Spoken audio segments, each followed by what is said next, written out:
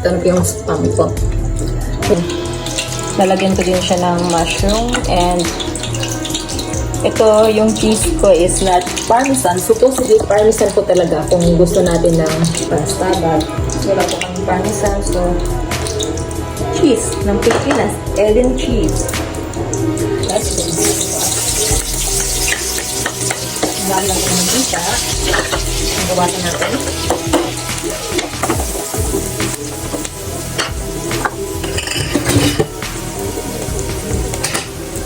Yun yung gagamitin ko pong sauce. Yung ginagamit ko pag gumagawa ko ay yung ice cream. Kaso lang, nung nagpunta kami ng grocery, may nakita ko akong ganito na carbonara style spaghetti sauce. So, yun, at least, diretso na siya, diba? So, ito na yung gagamitin ko na. Yung pala naman, Nestle cream sandwich. Usually, yun naman talaga namin. Mushroom.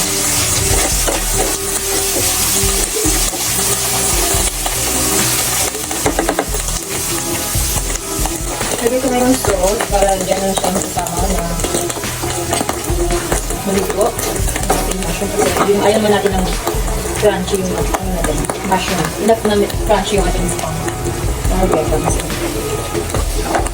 Then po, pag medyo lumapot, you just need to put yung spaghetti mix. Yung stock ng pasta pala. Mag-build ka na ba?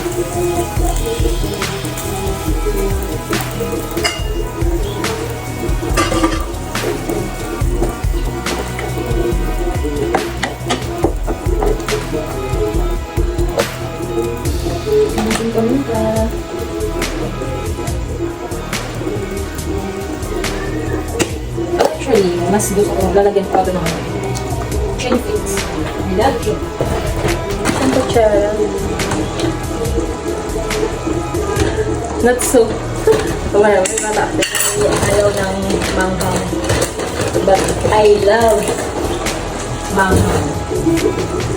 So, yan. Kaiba yan. Mas gusto kong hinahalo na kasi parang gusto ko siya yung naluluto. Hindi yung parang in-sprinkle na after na mailagay yung pasta. Mas gusto ko yung ganito. Naan natin yung apoy. Lagyan natin yung ating pasta.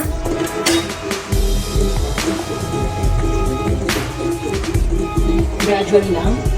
Para mas mix.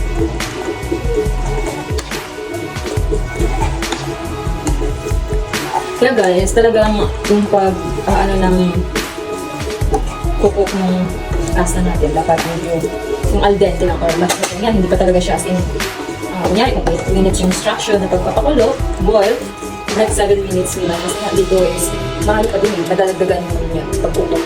So, hindi masarap yung parang malambot ng noodles na pasta. Sorry guys, noodles na. Okay.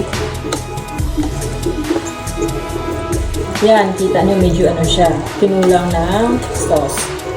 Don't worry. Habang may... Don't worry guys, mamimix naman lahat yan. Kaya nga, much better na hindi talaga sobrang luto yung pasta nyo. Para kahit kung mag-a-adjust tayo dito na during your mixing time, okay lang. Hindi pa rin nalalasog-lasog yung ating pasta.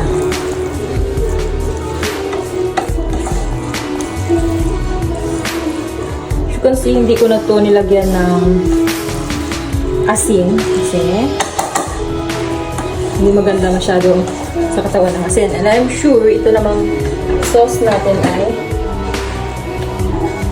may lasa na. And mamaya pa pag ilalagay natin yung cheese, maalat din yung cheese. So, enough lang yun. And also yung spam pala maalat din. So, ang daming pinagkukunan ng alat. Kaya huwag nang masyado. Mahirap na. Hindi ito yung ating kidney.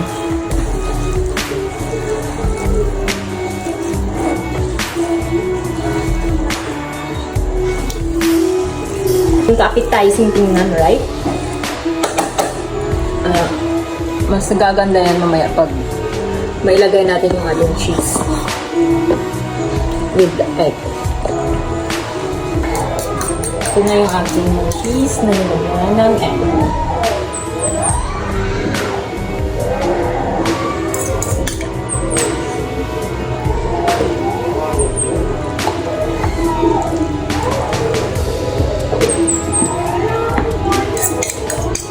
Nilagyan ko siya ng konting naslikan kasi nakulangan ako dun sa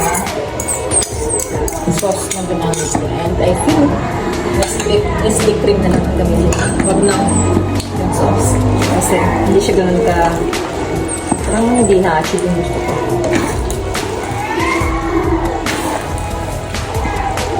Nakalabas na. Much better para sa akin yung Nestle cream.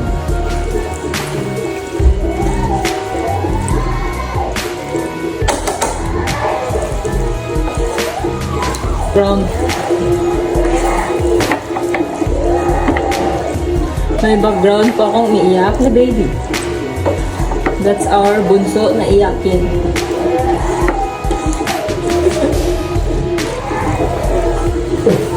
Kung tiisin natin, ano nga mangyari? Ha? Tiisin natin siya. Mawawala ng boses. Oo, tiisin mo. Saglit lang siya na-entertain. Tapos wala na, iyak na ulit. Pero kanina, tagal namin nakatambay ito sa amin eh. Pag nasa labas siya, hindi siya umiiyak. Okay sa kanya yung nasa labas. Hindi ko labang kayo yun, hindi no? Hindi ko nga lolo. Kabasin ako, ganyan din. Pero yun, medyo may isip na lalakad na yun. Naano naman kasi yun, para mag-score. Hanggang sa lumabay din, napagod din. Wala na pagkaiyakin. Baka natatakpan naman, nainitan.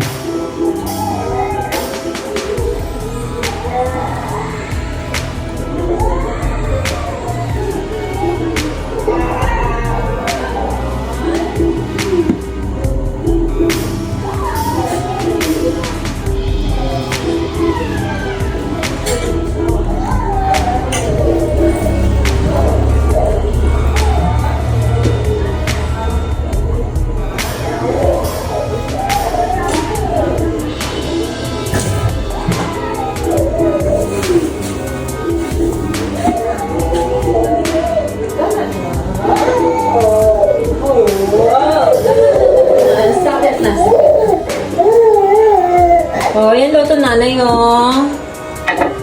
Yan. Tapos na yan. Sprinkle it with parsley. Parsley na. Aba, Parsley na. ano ha? Hindi ka ganyan dati ha? Dried Kung parsley. makilala kita dati, hindi ka ganyan ha? Aba, Okay, we're done.